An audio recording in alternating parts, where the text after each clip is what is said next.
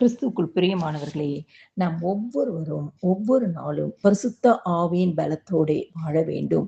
அப்போஸ்தலர் 1:8 சொல்லுகிறது, பரிசுத்த ஆவி உங்களிடத்தில் வரும்போது நீங்கள் பலனடைந்து எருசலேமிலும் யூதேயா முழுவதிலும் சமாரியாவிலும் பூமியின் கடைசி பரியந்தமும் எனக்கு சாட்சிகளாய் இருப்பீர்கள் என்றார்.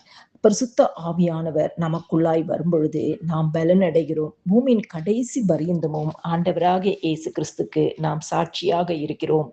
பரிசுத்த ஆவியானவர் வரும்பொழுது நமக்குள்ளாய் ஒரு பயத்தை எடுத்து போடுகிற வல்லமை நமக்குள்ளாய் வருகிறது. இயேசுவின் சீஷர்களுக்குள் எப்பொழுதும் இந்த பயம் என்ற ஒரு சுவாபம் இருந்தது. ஆனால் அவர்கள் பரிசுத்த ஆவியானவரை சார்ந்து நிற்கும் பொழுது, பரிசுத்த ஆவியானவர் அவர்களுக்குள்ளாய் வரும் பொழுது, அவர்கள் வல்லமையினாலும் பலத்தினாலும் இடைப்பட்டதை அப்போஸ்தலர் நடபடிகளில் தொடர்ந்து நாம் பார்க்க முடியும். லூக்கா 24வது அதிகாரம் 49வது வசனம் சொல்லுகிறது, என் பிதா வாக்குத்தத்தம் பண்ணினதை இதோ நான் உங்களுக்கு அனுப்புகிறேன். நீங்களோ உன்னதத்திலிருந்து வரும் பலனால் தரிப்பிக்கும் படும் வரைக்கும் எருசலேம் நகரத்தில் இருங்கள் என்றார். நம்முடைய ஆண்டவராகிய இயேசு கிறிஸ்து பிதாவின் வாக்குத்தத்தம் நிறைவேற்றி அந்த வாக்குத்தத்தத்தின் வழியாக பரிசுத்த ஆவியானவரை நமக்குள் அனுப்பி, அந்த பரிசுத்த ஆவியானவர் வழியாக உன்னதத்திலிருந்து வரும் பலத்தினால் நம்மை நிரப்புகிற தேவனாயிருக்கிறார். சகரியா 4வது அதிகாரம் 6வது வசனம் சொல்லுகிறது, பலத்தினாலும் அல்ல பராக்கிரமத்தினாலும் அல்ல என்னுடைய ஆவியினாலே ஆகும். எல்லாமே பரிசுத்த ஆவியானவரில் மட்டுமே ஆகும். கிறிஸ்துவுக்குள் பிரியமானவர்களே, பேதுரு இயேசுவோடே இருந்தவர், இயேசுவோடே நடந்தவர், இயேசு கூடவே இருந்தவர், இயேசுவின் அற்புதங்களை கண்டவர். ஆனாலும் சிலுவை மரணத்துல அவர் இயேசு கிறிஸ்துவை 3 தரமும் ஒரு அதிகாரத்துல ஒரு நிருபத்துல 2 முறையும் மறுதலிக்கிறவராய் காணப்படுகிறார். காரணம் அவருக்குள்ளாய் இருந்த ஒரு பயம். ஆனால் அப்போஸ்தல காலத்துல பெந்தகோஸ்தின் அனுபவ நாட்கள்ல அவர்களுக்குள்ளாய் பரிசுத்த ஆவியானவர் ஊற்றப்பட்ட பின்பு அவர்கள் பரிசுத்த ஆவியினாலே இயேசுவை தைரியமாய் அறிக்கையிட்டார்கள். தேவ வசனத்தை தைரியமாக பேசினார்கள். அப்போஸ்தலர் 4:13 சொல்லுகிறது, பேதுருவும் யோவானும் பேசுகிற தைரியத்தை அவர்கள் கண்டு அவர்கள் படிப்பு அறியாதவர்கள் என்றும் பேதமை உள்ளவர்கள் என்றும் அறிந்தபடினால் ஆச்சரியப்பட்டு அவர்கள் இயேசுவுடனே கூட இருந்தவர்கள் என்றும் அறிந்து கொண்டார்களாம். அப்போ இயேசு பரிசுத்த ஆவியானவர் அவர்களுக்குள்ளே வந்த பொழுது எல்லாரும் அவர்களை பார்க்கும்படியாய் அவர்கள் மேல் அந்த வல்லமை வெளிப்பட்டதாம்.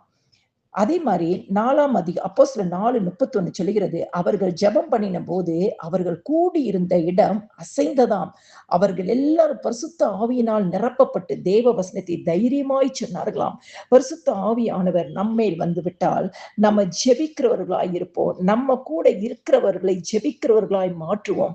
ஜெபிக்கிற இடம் அசைக்கப்படுகிறதாய் ஒரு ஜெப அபிஷேகம் நமக்குள்ளாய் ஊற்றப்படும்.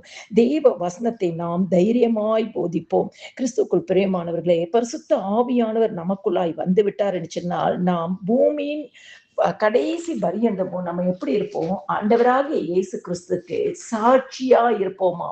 பூமியின் கடைசி பரியந்தம் நம்மளுடைய வாழ்க்கையில எப்பொழுதும் நம்ம இயேசு கிறிஸ்துவுக்குள்ளாய் சாட்சியாய் நிற்போமா? மத்தேயு 28:19-20 சொல்கிறது, நீங்கள் போய் சகல ஜாதிகளையும் சீஷராக்குங்கள். மார்க் 16:15 சொல்கிறது, உலகமெங்கும் போய் சகல சிருஷ்டிக்கும் சுவிசேஷத்தை பிரசங்கியுங்கள். 1 பேதுரு 3:15 உங்களுக்குள் இருக்கிற நம்பிக்கை பற்றி பதில் சொல்ல எப்பொழுதும் ஆயத்தமாயிருங்க.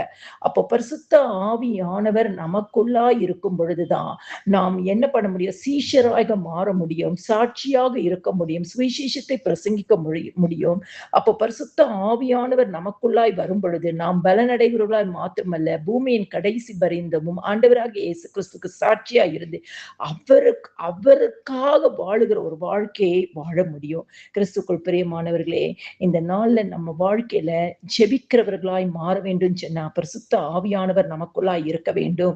வேதத்தை நல்ல தெளிந்த புத்தியாய் வாசித்து வேத சத்தியத்தின்படி நம்ம வாழ்க்கை இருக்க வேண்டும் என்று சொன்னால் பரிசுத்த ஆவியானவர் நமக்குள்ளாய் இருக்க வேண்டும்.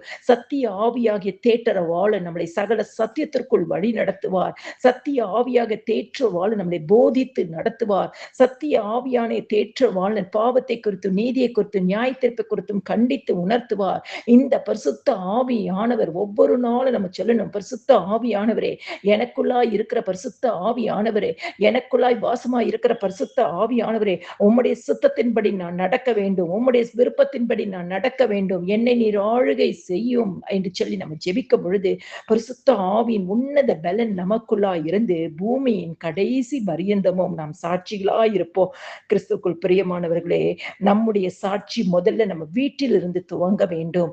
பின்பாக நம்முடைய உறவினர்கள், நண்பர்கள், சமூகம், இப்படி நாம் உலகம் முழுக்க நம்மளுடைய சாட்சி எப்பொழுதும் எல்லார் வாயிலிருந்து வரும்படியாய் நம்ம இருக்க வேண்டும் என்று சொன்னால் பரிசுத்த ஆவியானவர் மாத்திரமே தான் இதை செய்ய முடியும். பரிசுத்த ஆவியானவருக்குள்ள நம்ம வாழ்ந்து கொண்டு இருக்கிறோம் என்று சொன்னால், பரிசுத்த ஆவியானவர் எனக்குள்ளாய் இருக்கிறார் என்று சொன்னால், நிச்சயமாகவே பரிசுத்த ஆவியானவர் நம்மளை பலப்படுத்துவார், நம்மளை வழி நடத்துவார், நம்மளை சத்தியத்திற்குள்ளாய் நடத்துவார், நம்மளை இயேசு கிறிஸ்துக்கு சாட்சியாக வைப்பார்.